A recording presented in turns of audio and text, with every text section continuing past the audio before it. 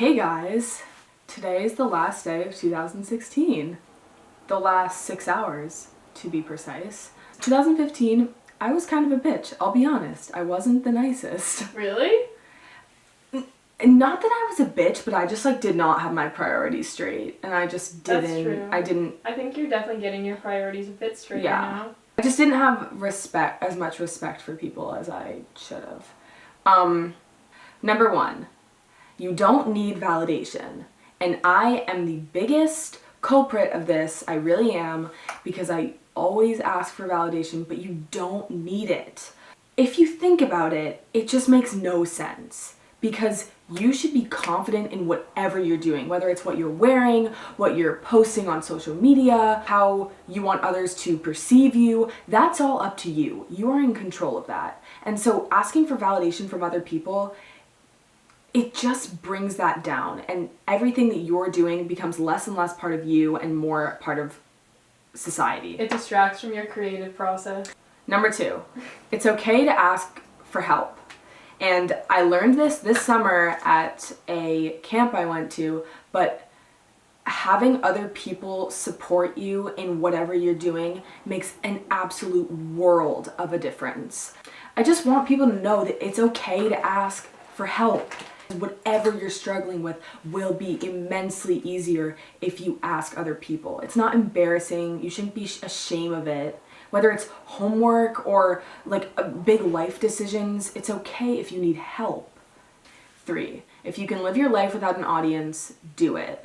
For the longest time, I was so obsessed with trying to be this super cool, creative person and just trying to do everything that was picture perfect, basically. And I just realized that when I wasn't on my phone or posting things on my story or constantly in touch with everyone, that's when I was the happiest. And the decisions you're making in your life, other people's judgment shouldn't factor into your decisions. Number 4, I have an anxiety disorder.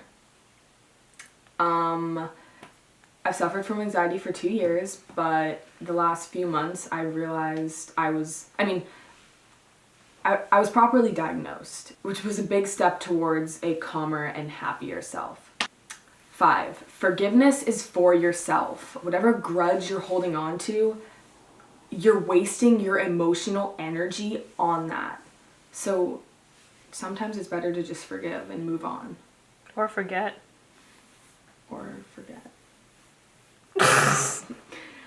6, you don't know the baggage people are carrying. Too many times I've gone into a situation or walked into a room and judged the person standing there. And just whether it was their attitude or whatever they did, I was judging them. And the truth is that you don't know if that barista that's giving you your coffee that gave you attitude, just got Fuck divorced. that barista. Stop, Audrey. Just got divorced, or her kid just came home with lice from school. You don't, stop. That's a funny example.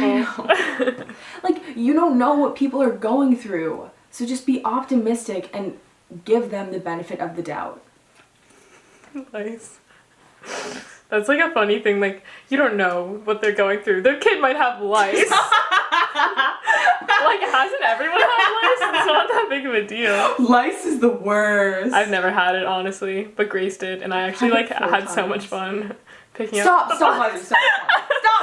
Number 7, you have to want it. And this is a blanket statement because whatever you want in life or whatever goal you're trying to achieve, if you don't put every ounce of energy you have towards achieving that, it won't happen. 8, not everyone's gonna agree with you. 9, not everyone's gonna like you, and you have to be okay with that.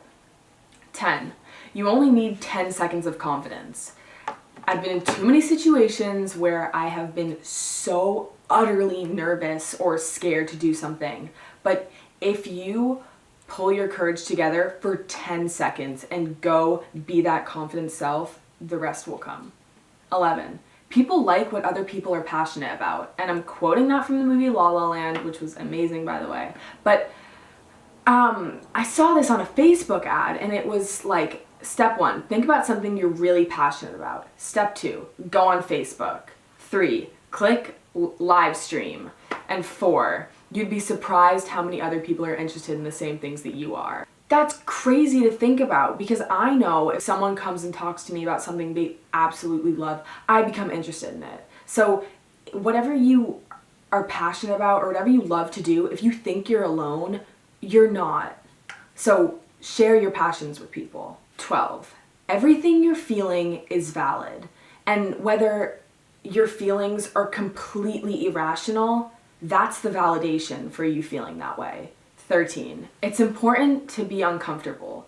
If you live your life being comfortable in everything you do and you live by the same routine, you will never grow. You won't be scared, you won't be nervous, you won't learn strategies to cope with things in life. So it's important to feel uncomfortable. 14, be nostalgic, not mournful. It's nice to look back on events and be happy that it happened, and maybe a little sad that it's not like it used to be, but dwelling on the past because things have changed will not get you anywhere and is utterly pointless. 15, do your best until you know better, and once you know better, do better.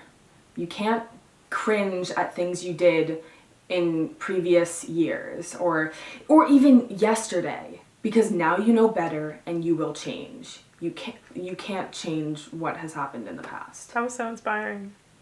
Thank you.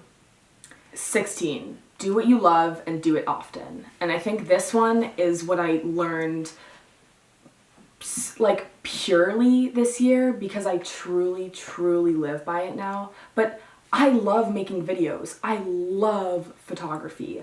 I love blogging. I love hiking. All these things that I love to do, I don't do them often enough. And if I love them with all my heart, I need to be doing them frequently, because then I will be happier. So now, instead of spending that extra 10 minutes that you might have been, I don't want to say studying for a test, because I understand education is very important, but just like pointless time doing busy work when you could be out making art, because that's what I love to do, then do it.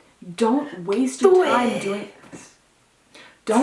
time doing things that don't make you ecstatic and make you love life. Life is too short to be doing what other people are telling you.